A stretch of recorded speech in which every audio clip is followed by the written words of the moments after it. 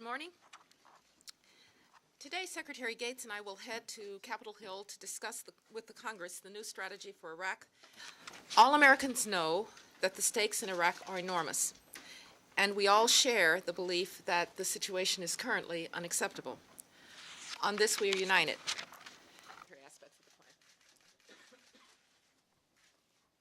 Thank you, Secretary Rice. We'll have to see in terms of the length of time.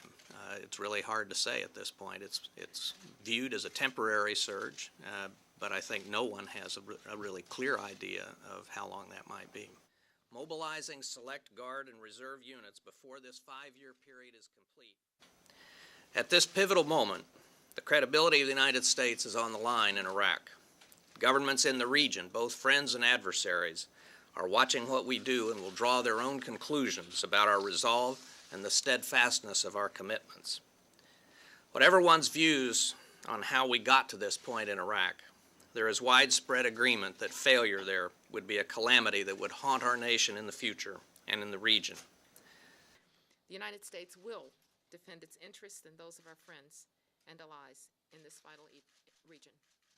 I repeat an offer that I've made several times today. If Iran suspends its uranium enrichment, which is an international demand, not just an American one, then the United States is prepared to reverse 27 years of policy, and I will meet with my Iranian counterpart anytime, anywhere. Thus, we would have the possibility to discuss every facet of our country's relations. Until then, the international community must continue to hold the Iranian government accountable. Iran is the other. If the government in Tehran wants to help stabilize the region, as it now claims, Syria and Iran should end their destabilizing behavior in the region. They cannot be paid to do so. That would only embolden our enemies and demoralize our friends, both in Iraq and across the region, all of whom are watching to see whether America has the will to keep its commitments. The United States will defend its interests and those of our friends and allies in this vital region.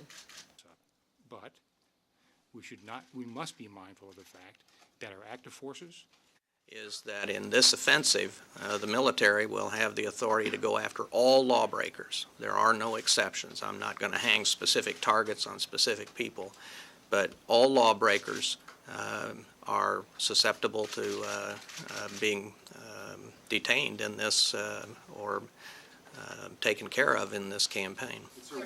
Taken care of in this campaign. Sir, why be vague on the future of al-Sadr? Because he has a long history here.